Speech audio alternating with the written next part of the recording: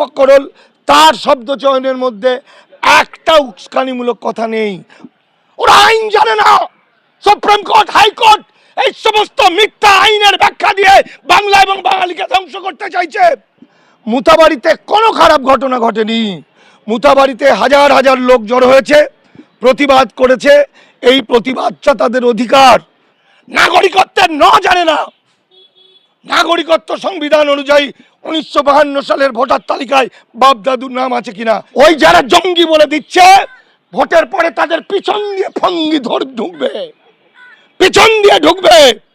দেখুন, অনেক অফিসার আছে বিজেপির হয়ে কাজ করছে, এসসি বাংলাদেশ থেকে আসা।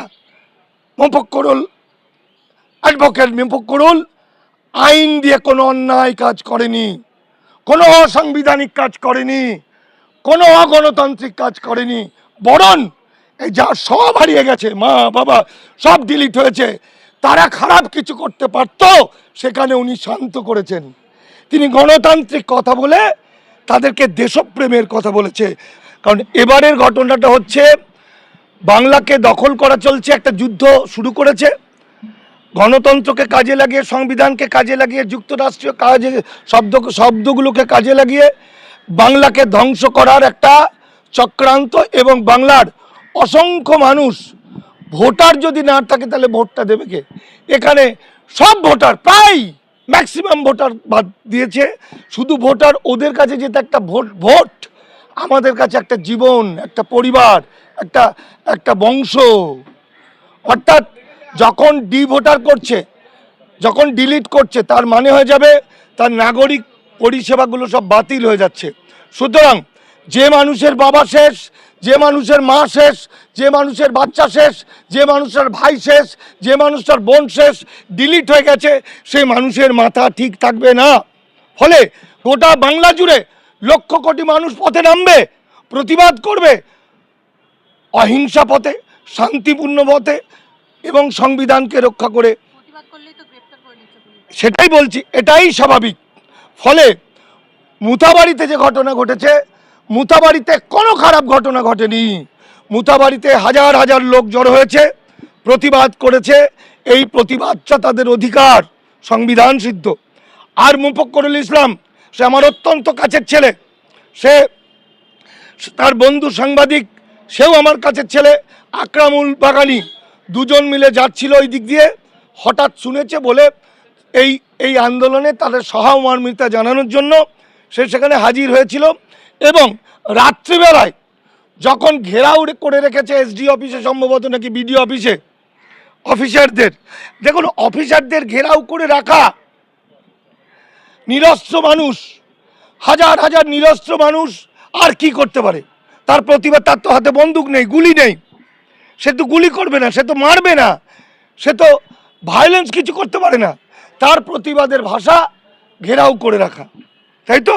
তাহলে ঘেরাও করে রাখার পরে সেই ঘেরাও মুক্ত করার জন্য সেই গাড়ি চাপা পড়ে যখন দুজন মারা গেল, সেই মরে যাওয়ার বিরুদ্ধে, সেই শহীদদের জন্য আমার দেশের সুপ্রিম কোর্ট, প্রধান বিচারপতি কোনো সহানুভূতি জানায়নি।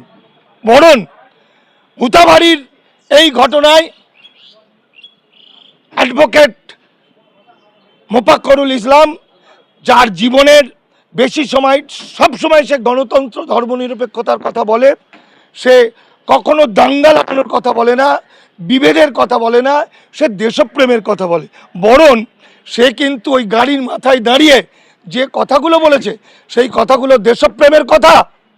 ভারত কি জয়, সংবিধানে কোথায় লেখা আছে? উস্কানি বলে কোনো শব্দ হয় না।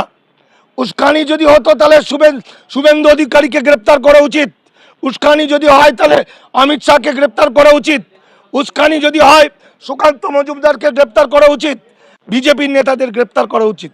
কিন্তু মুফাক্করুল তার শব্দ চয়নের মধ্যে একটা উস্কানিমূলক কথা নেই। বরং এই মানুষগুলোকে ঠান্ডা করেছে, তাদের অধিকারের কথা বলেছে, সংবিধানের কথা বলেছে, গণতন্ত্রের কথা বলেছে। সে বলেছে এ দেশ আমাদের, এই ভারতবর্ষ জয় হোক। ফলে তার এই যে উস্কানি বলে তাকে গ্রেপ্তার কেন করলো? এনআইএ, সিবিআই রাতারাতি প্রধান বিচারপতি, রাজ্যের হাইকোর্টের বিচারপতিকে ফোনাফুনি করে তাদের গ্রেপ্তার করার কথা কেন বলল? না, তারা মুসলমান বলে। অপরাধটা হচ্ছে মুসলমান, কিন্তু আমরা হিন্দু মুসলমান বুঝি না। আমরা বুঝি আমরা ভারতবর্ষী, আমরা বুঝি আমরা বাঙালি। তাই নিঃশর্ত মুক্তি দিতে হবে মোফক্করুল ইসলামের মতো দেশপ্রেমিক ছেলেদের, আকরামুল বাগানির মতো দেশপ্রেমিক ছেলেকে নিঃশর্ত মুক্তি দিতে হবে। আর যদি বেআইনি কেউ কাজ করে, দেশের নির্বাচন কমিশন বেআইনি কাজ করেছে, সংবিধান ভায়োলেট করেছে, জুডিশিয়ারিরা নানাভাবে। কারণ এই যে আমি একটা গ্রামে গেছিলাম, কেতুগ্রাম, বিভিন্ন জায়গায় বক্তব্য রাখতে যাচ্ছি। আইয়ুব হোসেন বলে আমার একজন বন্ধু বা দাদা, 1939 সালে জন্ম, প্রত্নতাত্ত্বিক, লেখক, লোক গবেষক এবং ঐতিহাসিক। ইংল্যান্ড এবং অস্ট্রেলিয়া থেকে তিনি ডিলিট পেয়েছেন। সেই আইয়ুবদাকে ডিলিট করেছে, আইয়ুবদার পরিবারের সবাইকে ডিলিট করেছে, এবং আইয়ুবদার গ্রামের 750 মানুষের মধ্যে 650 ডিলিট করেছে। আরে ভাই, অমিত শাহ নরেন্দ্র মোদীর যা কাগজ নেই, আইয়ুব হোসেনের এই বিচারপতি যা কাগজ নেই, তার 14 গোষ্ঠীর কাগজ নেই, তার চেয়ে বেশি কাগজ আছে আমার ভারতবর্ষে, আমার বাংলার মুসলমানদের, আমার SC ST OBC মাইনরিটি মানুষদের। করছো তুমি ডিলিট। তার ডিলিট করলে কি হচ্ছে? নাগরিক থেকে বেনাগরিক হবে, নাগরিক পরিষেবা পাবে না। কিন্তু তাকে নাগরিকত্ব প্রমাণ দেওয়ার কোনো কাগজ ওরা চায়নি। নাগরিকত্ব আইনের সংবিধানে কোথায় লেখা আছে? 2002 সালের কথা কোথায় লেখা আছে? মাধ্যমিক পাস করতে হবে। কোথায় লেখা আছে 6টা ছেলে হলে হবে না? কোথায় লেখা আছে পেনশনের কাগজ চাই? মূর্খের দল, ওরা মনে করেছে বাঙালি মূর্খ, ওরা আইন জানে না। সুপ্রিম কোর্ট, হাইকোর্ট এই সমস্ত মিথ্যা আইনের ব্যাখ্যা দিয়ে বাংলা এবং বাঙালিকে ধ্বংস করতে চাইছে। নাগরিকত্বের জানে না। নাগরিকত্ব সংবিধান অনুযায়ী 1952 সালের ভোটার তালিকায় বাপ দাদুর নাম আছে কিনা সেটাই বড় কথা। আমার মুসলমান সমাজ, আমার আদিবাসী সমাজ, সবাই যার নাম নেই সে এভিডেন্স অ্যাক্ট দিয়ে প্রমাণ করে দেবে। সুতরাং মোফক্করুলকে গ্রেপ্তার করা এটা ভারত সরকারের সবচেয়ে বড় অন্যায়। ওই যারা জঙ্গি বলে দিচ্ছে, ভোটের পরে তাদের পিছন দিয়ে ফঙ্গি ঢুকবে, পিছন দিয়ে ঢুকবে। দেখুন, অনেক অফিসার আছে বিজেপির হয়ে কাজ করছে, SC বাংলাদেশ থেকে আসা বড় বড় অফিসার, তাদের মায়ের ভোগে দেওয়ার রাস্তা আমার চলে এসেছে।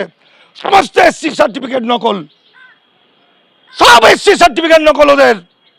কয়েকদিনের মধ্যে আমাদের মামলা হচ্ছে।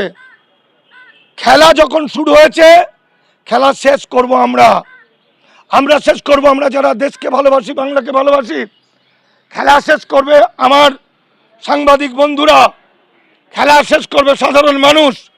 ফলে যেখানে দেখবেন সরকারি অফিসার, বড় বড় বিজেপি পন্থী SC বাংলাদেশ থেকে আসা, আমাকে ফোন করুন। সমস্ত SC সার্টিফিকেট নকল, জালিয়াত, জালিয়াত যা বাংলাকে ধ্বংস করছে। আমরা উদ্বাস্তু মানুষদের পক্ষে। আজ পর্যন্ত যারা ভারতে এসে বসবাস করেছে তাদের নিঃশর্ত নাগরিকত্ব চাইছি। কারা চাইছি? এই মোফক্করুল চাইছে, আমরা হিন্দু মুসলমান চাইছি। আর আমাদের যখন ভারতীয়দেরকে গ্রেপ্তার করা, ভারতীয়দের যখন ডিলিট করা হচ্ছে, 1 লাখ প্রায় কোটি কোটি ভারতীয়কে ডিলিট করা হলো, তখন কিন্তু উদ্বাস্তু ভাইরা একটাও সহানুভূতি দেখাইলো না, তারা কিন্তু একটাও মিছিল করলো না।